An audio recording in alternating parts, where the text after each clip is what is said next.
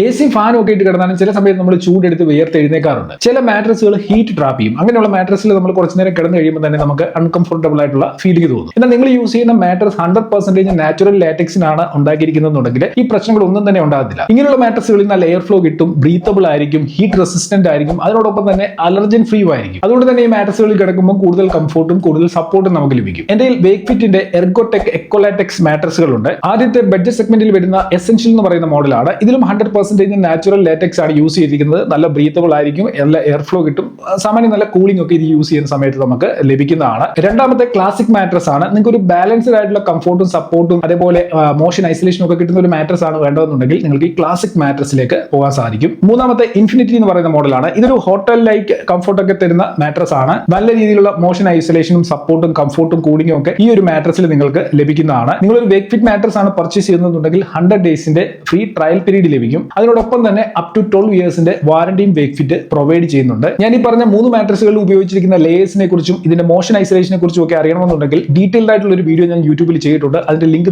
ഇവിടെ ടാഗ് ചെയ്തേക്കാം. ഈ വീഡിയോ കണ്ടു നോക്കിയാൽ മതി. ഒപ്പം തന്നെ ഈ മാട്രസുകൾ പർച്ചേസ് ചെയ്യാനുള്ള ലിങ്കും ഈ ഡീറ്റെയിൽഡ് വീഡിയോയുടെ ഡിസ്ക്രിപ്ഷനിൽ കൊടുത്തിട്ടുണ്ട്.